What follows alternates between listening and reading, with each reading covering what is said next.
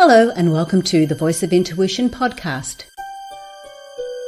My name is Susan Jane and I believe that trusting your intuition is the best way to live your life with meaning and purpose. Each week you will hear about how you can connect, develop and trust your intuition through the wonderful array of guests we have on the show and my own personal experiences. Join me to understand how your intuition can guide you towards a life full of meaning and loving purpose.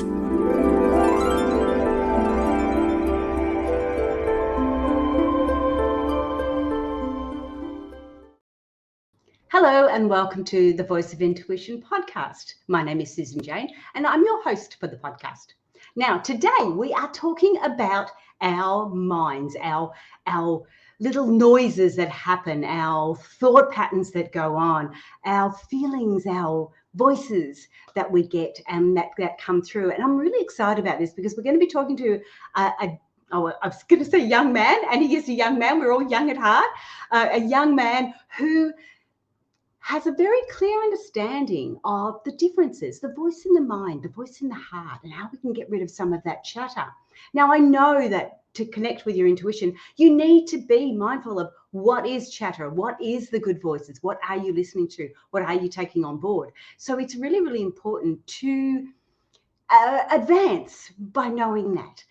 So I'm going to have Troy come on the show. Welcome to the show, Troy. Hi, Susan. Thanks for having me. And I am a young man. By any means, I'm a young man.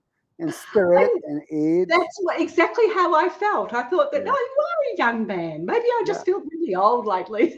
I have been younger, but I'm still young. Young at heart, definitely. And then besides that, I don't know what I want to be when I grow up yet. So obviously I haven't grown up. There's so much potential. Why grow up? So we're going to be talking about those inner voices that we have. Now, I know a lot of people do struggle with this, and even sometimes I do. We be going through, the emotions and going through things that are happening in our lives, and you might have this voice saying, "Oh, try doing this," and somebody else will go, "Oh, whoa, try doing that," and you do start to get very confused. So we want to get a good understanding of that, but before we start, Troy, I want to know a little bit more about you. I know we had a little quick chat when we first came on, but I don't know anything about you. And if the people are listening on the audio, they're going to enjoy that accent too. So tell us a little bit about you, Troy. I was born in Trinidad, and I've spent most of my life in Trinidad, other than traveling and so on. But my mom's ancestry is Irish, and my dad's family is Syrian, Middle Eastern. And I spent the majority of my life here. I went to university in Florida and Tampa, and I've done quite a bit of traveling. But I have been teaching and practicing yoga for over 15 years. I just finished writing my first book. I have run a hemp store, all natural clothing store. I've founded a recycling business, which I then sold, and I've been founded and running a yoga studio and community in Trinidad probably for about over 10 years now, and traveling and teaching as a yoga instructor, you would say. But I don't really believe in these labels of putting myself into boxes. So when someone asks, well, what do I do? Because I'm now also doing keynotes and public speaking, I would just always say that, whatever I do, I want to know that I am helping people connect to their understanding of God and helping us all understand and remember what it means to love one another. And that's a box that I would put myself in. And whatever I do within that box, it can look like anything. Absolutely. I love that, because too often we need to define ourselves by what we do or who we feel we are. But it's not like that. But in saying that, yoga has such a beautiful aspect to it, especially when we're starting to connect with that inner self, that our God, whatever we want to call the terminology. but yoga has such a big role to play in that, and it is so important. But Yeah. yeah, I like that you don't want to be in a box, because I remember when I first started doing my work like this, and I felt the same. I'm not I'm not a life coach, you know. Yeah, that's something that we have to put down as far as Google business goes, or as far as Hmm. Facebook business goes. You know, they categorize us, they put us in boxes. But no, we're not. We're there about helping people with relationships and learning and loving. Yeah. That is a beautiful story. And you did a lot of the yoga to get, did the yoga help you come to that realization? Well, that leads us to yet another box, which is a box of yoga. And what do we call yoga? And what does yoga look like? Because if we talk about yoga as postures, well, I didn't really start doing asana and yoga postures until I was about 24 years old. My first official influence of yoga, like yoga tradition and Eastern spiritual teachings, was probably at 14. But the real influence of the philosophy and understanding of yoga, I think, came to me from a really young age, outside of the box of yoga, before I even knew what yoga was. And I always say that for me, one of the greatest yogis that ever walked our planet was a man called Jesus. And to me, he is my greatest teacher, but I connect to him and his teachings outside of organized religion. So, I always reference that and his teachings of the embodiment of love being my very first influence of yoga. So to answer your question, it's like, well, how do we define yoga? Ultimately, to me, yoga is a realization of one's union with God.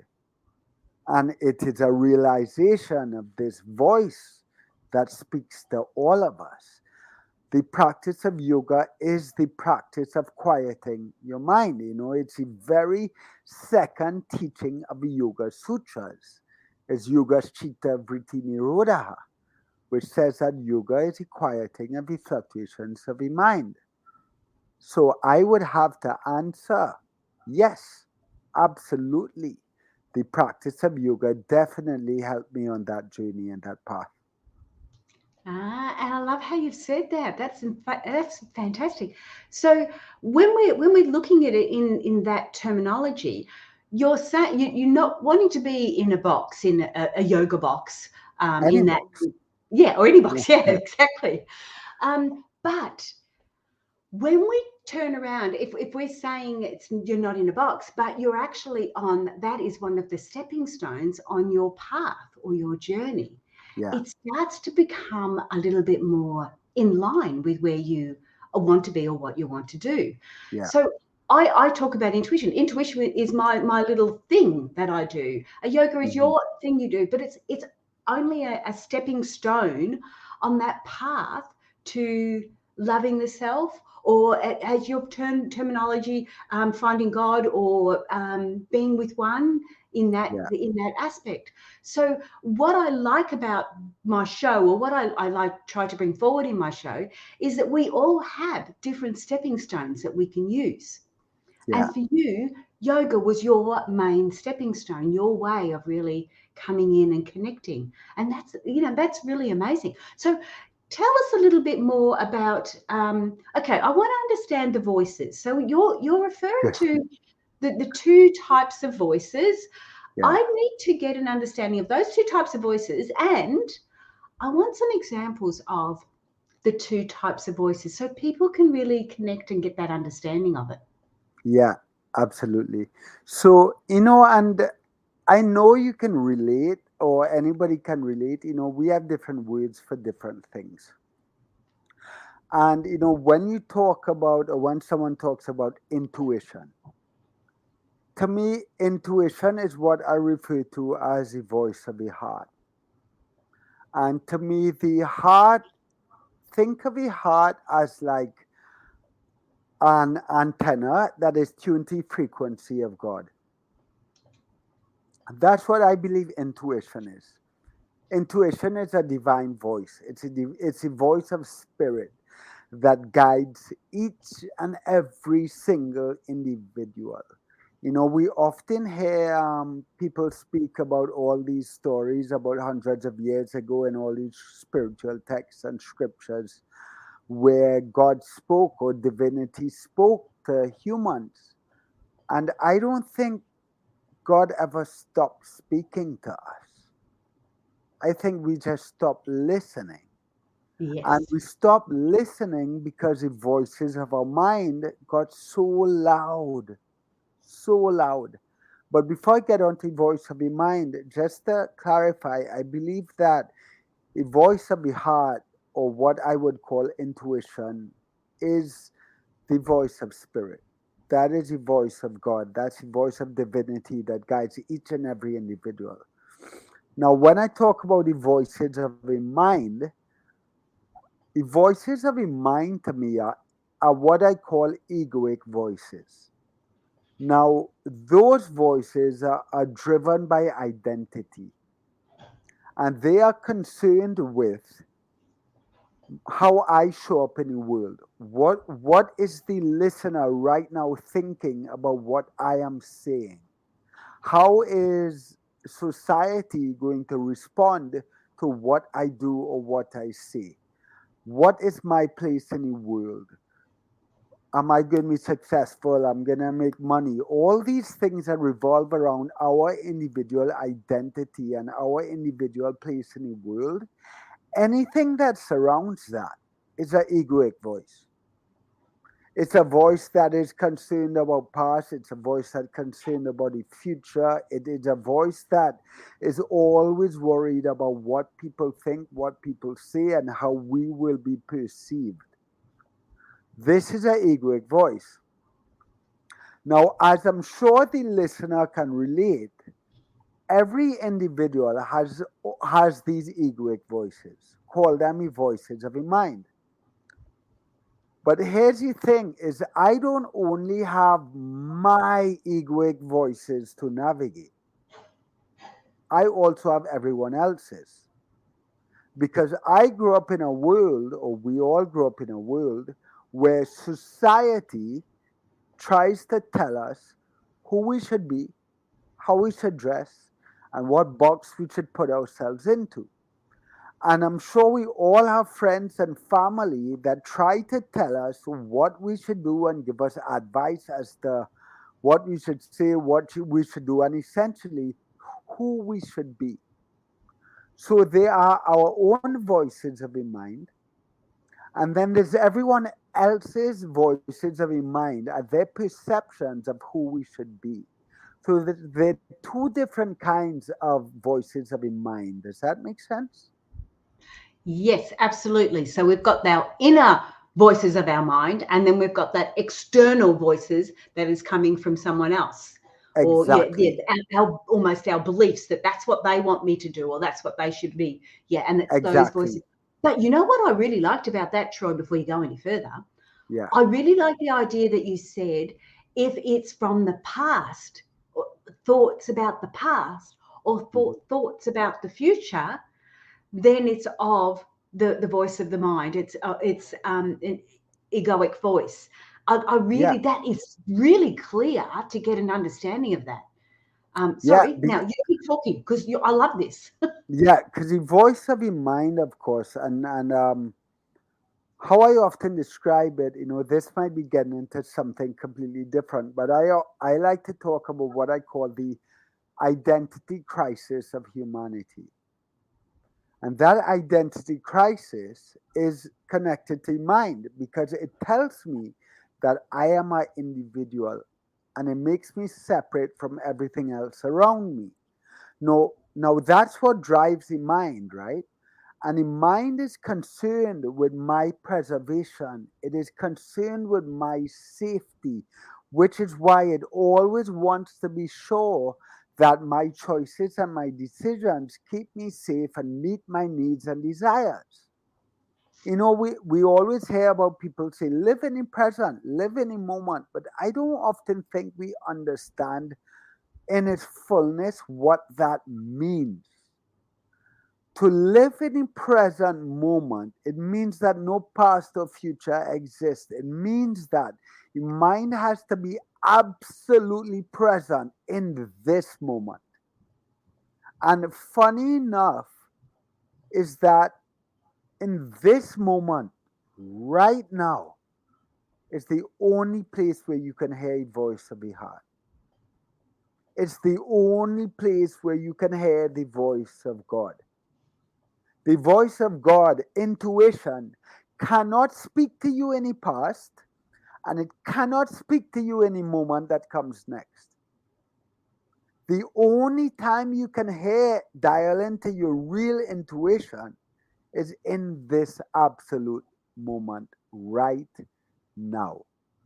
And funny enough, that moment right now, when you're present to that moment, is when your mind is quiet. Does that? That is lovely. Oh my goodness. How you have put that across is just amazing. I love it. Absolutely love it.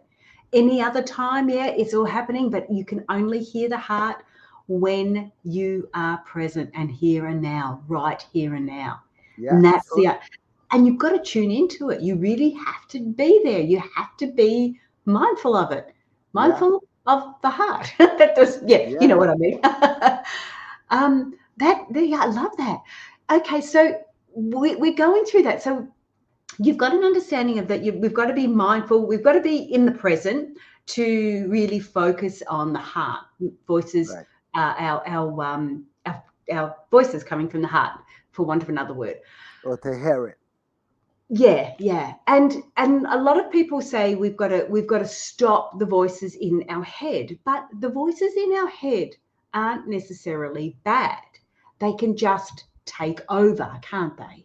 Yeah, how I describe the voices of a mind is this. We always love to say that like the ego is bad and the mind is bad. The ego is not bad. To say the ego was bad or negative would be to call the human experience useless. And that is garbage. Mm. Because the human experience has such a profound um, use, right? It has a purpose. And the voices of the mind and the ego are not bad. And the mind's natural state is to create. The mind's natural state is to create thought. The mind is a beautiful thing.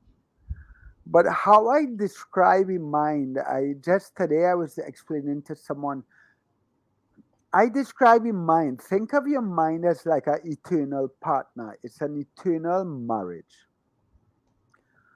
And you would never come home and tell your partner to shut up because that would not end well. So what we need to do is cultivate a relationship with our mind. We need to learn to listen to our mind and learn to understand our thoughts and emotions, not shut it up. They're two different things, right? A mind is one of the most powerful things in the world. It's one of the most powerful things we have access to. We don't want to shut it up. What we want to learn to do is create a relationship to it so we can actually use it consciously and not just be a puppet of our minds. Wow. Okay. All right. Naturally, the next question is, how on earth do we do Yeah, that? yeah. It's well, if you think, and again, I try to talk, Susan, in really digestible, tangible language. So I use a lot of analogy, right? But creating a relationship with your mind is just like creating a relationship with your partner. It requires intimacy, and not romantic intimacy, emotional intimacy, right? It just requires quality time with your mind. That is spending time alone with your mind. It could be 5 minutes a day, it could be 10 minutes a day, it could be 60 minutes a day, it could be 10 days straight, right? But it's about sitting with your mind, not with your cell phone, not with Netflix, not with a book. It's about just sitting with your mind and seeing what comes up for you. Trying to understand if these thoughts keep coming up, well, where are these thoughts coming from? If these emotions and feelings keep coming up, well, where are they coming from? Not just pushing them aside, but trying to understand. Because as long as we begin to understand and we begin to cultivate a relationship, then our mind no longer has to scream and shout to get our attention.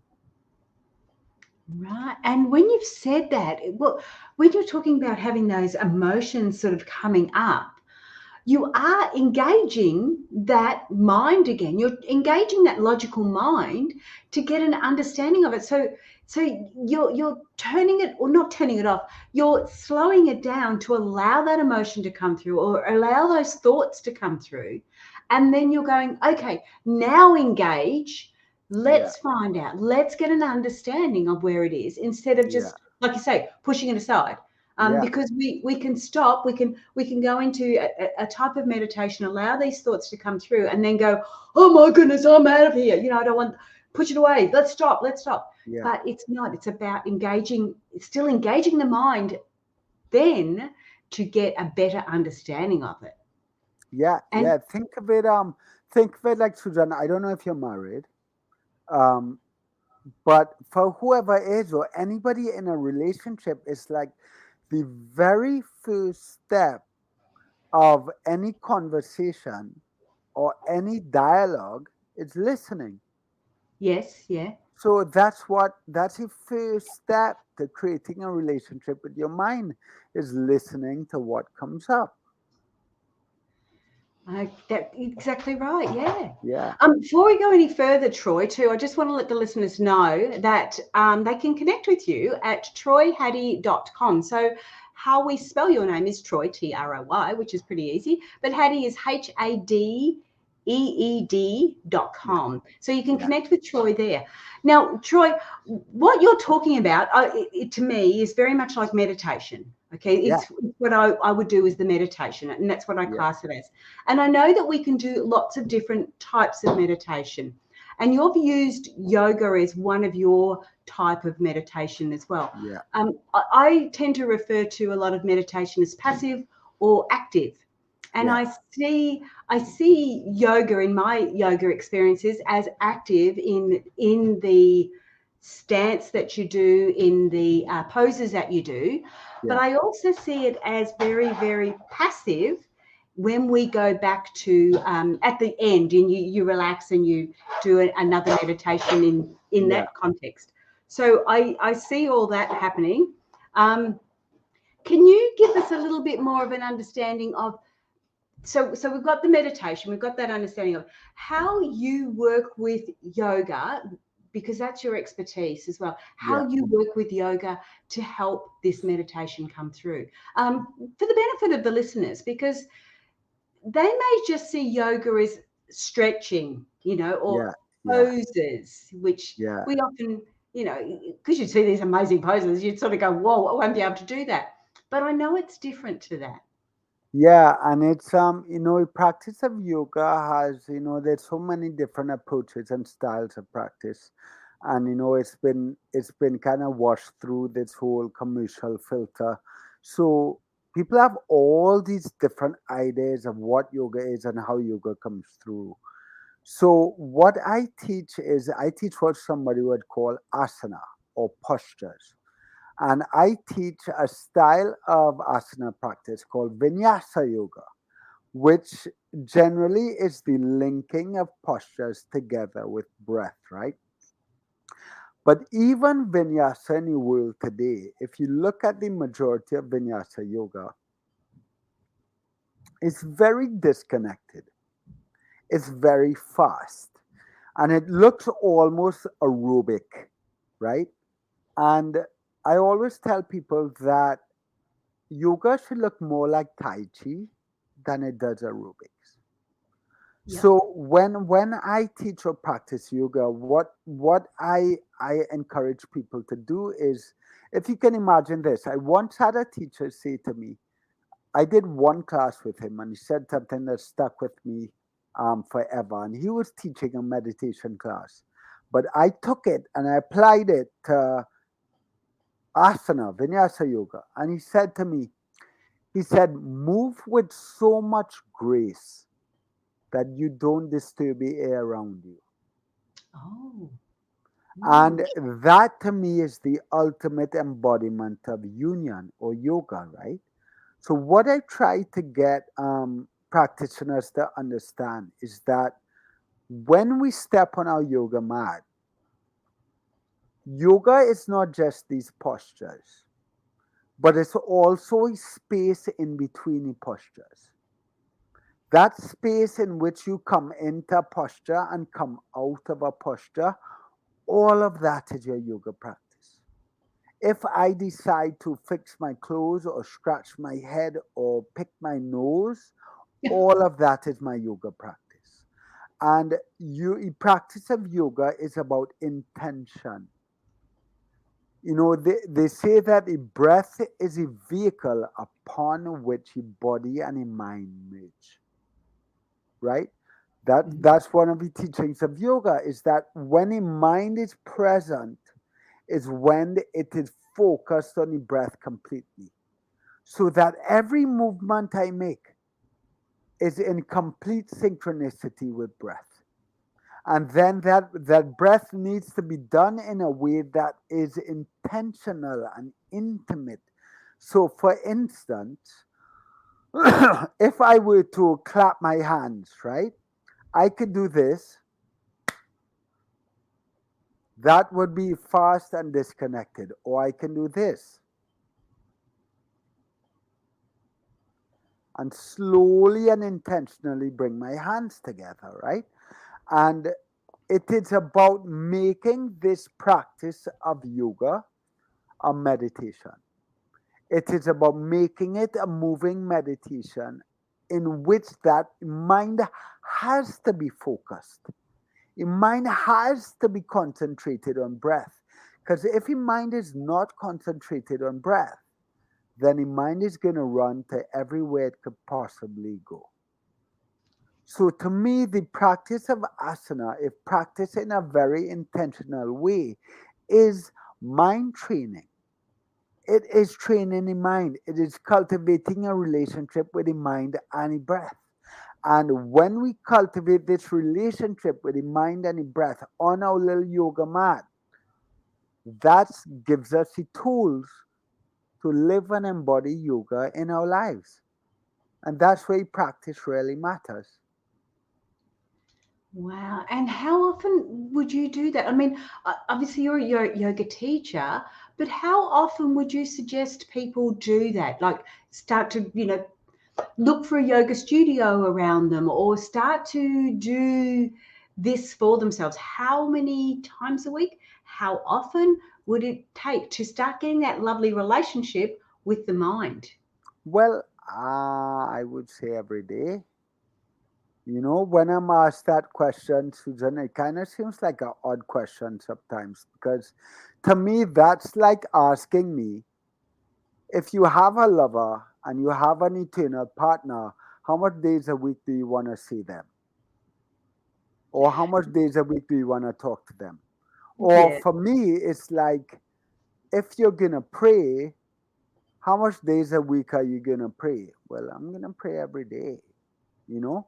So I try my best, even if it is 5 minutes or 10 minutes, to get to my yoga mat every single day. If I'm lucky, most days it's 60 to 90 minutes. But even if I squeeze 5 minutes or I squeeze 10 minutes just to sit in meditation, this is in every way a daily practice. Absolutely, I agree. But Yeah. I do meditation as a daily practice, and I honestly believe that's the only way to do it. I guess I was referring to more about When you're doing yoga, like you can do yoga in your own home, Yeah, obviously. You could go and have a look at YouTube and get some ideas from there. But yeah, to really do it properly, to really learn how to do it properly yeah. before you can practice at home, I guess I was asking about going to a yoga studio and learning how to do it properly. Yeah, they would I would recommend that someone finds a yoga studio and a teacher that they connect with. And what I'm about to say,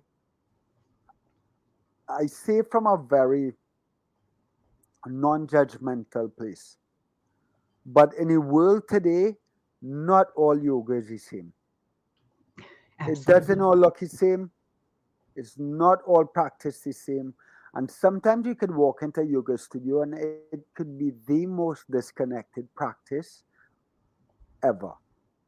So I would encourage someone to find a teacher that they connect to, find a teacher that understands the intimacy of the practice, and you'll feel it right away. You'll feel it. But the first way to do that is first to go and try out different teachers or different studios or research teachers online and see what teachers they have in your area. Right now online the internet has made the world really small.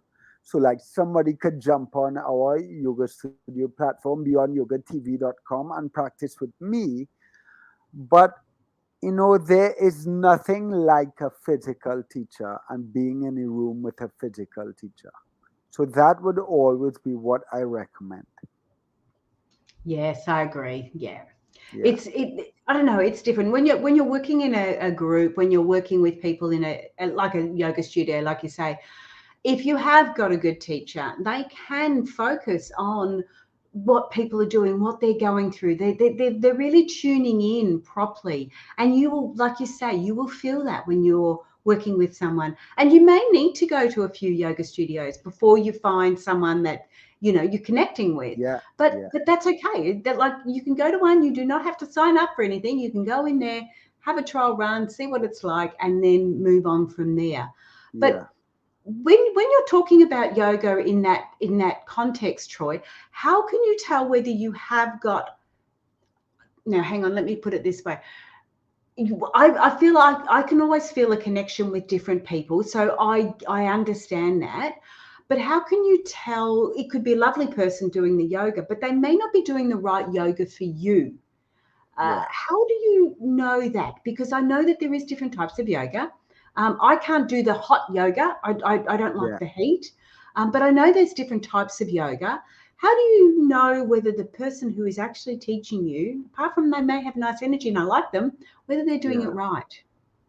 yeah. Well, I would say, children, first of all, like there also are different kinds of hot yoga. Like our yoga studio is heated, but it's more like warm heated than a hot heated. So I also would encourage people not to put hot yoga as this big umbrella as a certain type of yoga. It really isn't.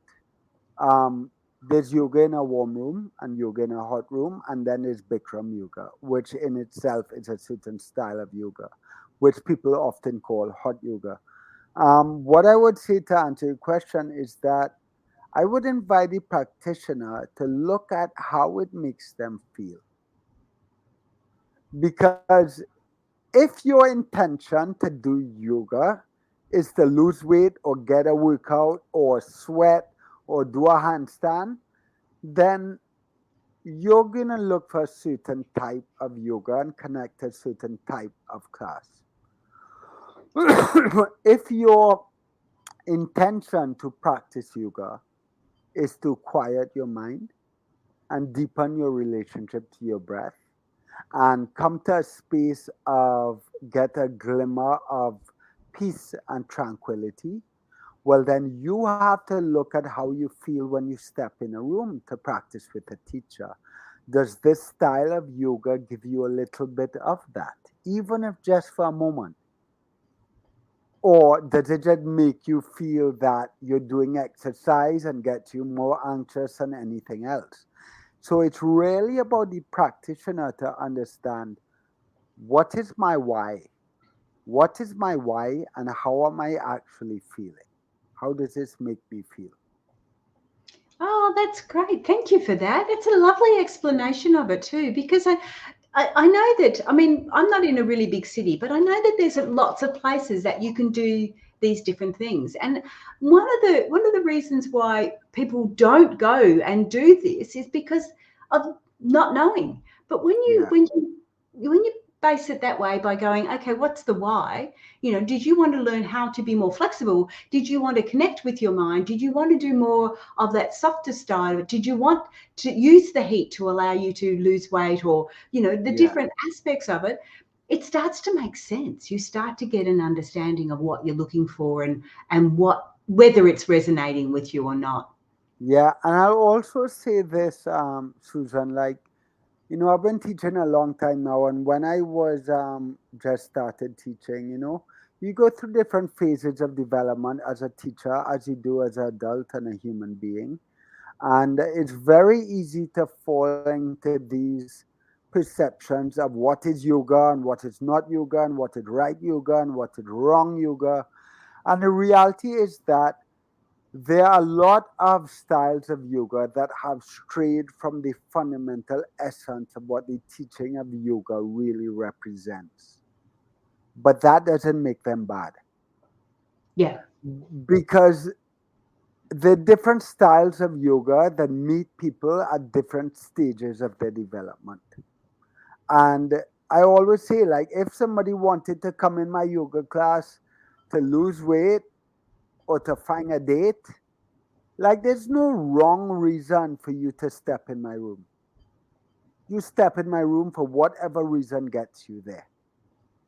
And if somebody is first experience of yoga, if they are called to a yoga that gives them six pack abs or teach them how to a handstand or sweat or whatever it is, maybe that's like their hook.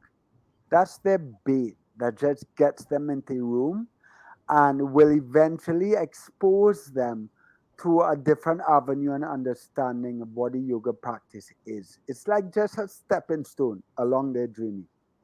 Yeah. Oh, that's lovely. Yeah, What a great way to look at it too. And it keeps you open-minded and it allows them to be open-minded too. I absolutely. love Yeah. that. Well, have you got any more little tidbits for us before we say goodbye? I would say that if anybody would like to practice with me online, we do have our online platform called beyondyogatv.com. And I also do one on one and private sessions. So if anybody would love to work with me one on one, I would be more than happy to honor their journey. And if they mention your podcast, Susan, they will get 15% off. Oh, lovely. Thank you so Yeah, much. That's the yeah, Voice of Intuition podcast. So, yeah, Troy, when you say work one on one, you do that through video. yeah, through video online. Wow, Yeah, so I that's can do really that as cool. well. And, it's funny, like working one on one online. Sometimes people say, well, it's not the same as working one on one in person, but working one on one online sometimes even has more benefits, Yes, I because agree. I can sit here and look at you, Susan, without being very awkward.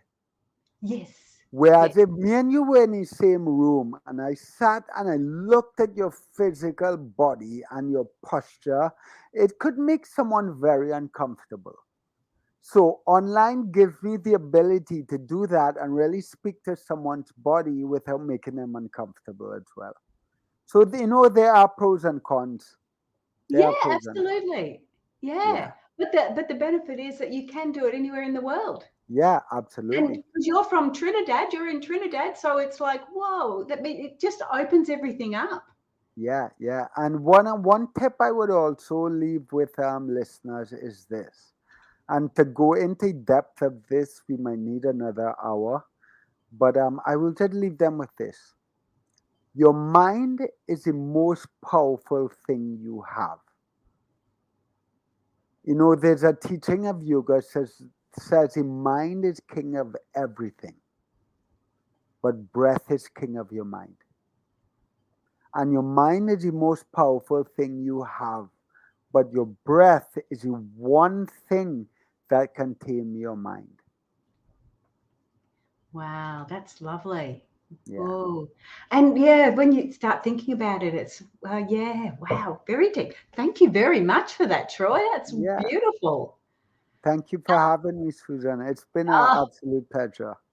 I really enjoy how I look like have a lot of guests on, and I love to go deep in little areas, and you've done that really nicely in understanding the difference between the heart voice and the mind voice, and then the difference in the mind voices from external chatter to internal chatter. So I Yeah. really love how you've done that. I feel that the people listening will get a really clear understanding of what it is and how they can actually go forward and start doing meditation, start doing yoga, start looking at different ones. Can you just repeat to me one more time before I say true goodbye? What is your YouTube? Was it your YouTube channel? Because I should have put it up on the ticker tape. Your YouTube, I do have a YouTube channel. I'm also more active on Instagram, yeah, right? I have Instagram. I do have a YouTube channel I'm trying to build more of, but they can find a lot of my stuff on YouTube if they look my name up. I do have a channel. And on my website as well, SusanTroyHadeed.com, yes, there's a page that lists all my podcasts and interviews. And this one will also be listed on that page. So if anybody wants to go and have a listen again or listen to all these different insights, they can. yeah, But the channel I was pointing towards, the website, is one called beyondyogatv.com. And that has a class library, and that is the platform on which we take all our yoga classes from Trinidad in our studio live. So they can ah, find a lot of my content there as well. yeah, that's what it is. Yeah, .com. BeyondYogaTV.com. Yep. Yeah. Okay. BeyondYogaTV.com. Yeah. Sorry, I thought it was YouTube when you said TV, Yeah. but no, that's a website you can go to. Thank you so much, Troy, for being on the show. I really enjoyed that. Yeah, thanks for having me, Suvan. And thanks for everyone for listening. It's been a pleasure and an honor. Love. You guys have a beautiful day. Yeah. Now stay there because I need to chat with you in a minute. But I will just do my final little bits. That was really good. Check out the website, so troyhadeed.com, and have a look at that and see what's going on there. I didn't have time. We had the electrician here. That was some of the noises you might have heard in the background. I didn't have time to pop onto their website and check it out. So I'm going to do that after. But please subscribe, like, share the podcast because that's how we're going to get out there. Which is really about me, not about you.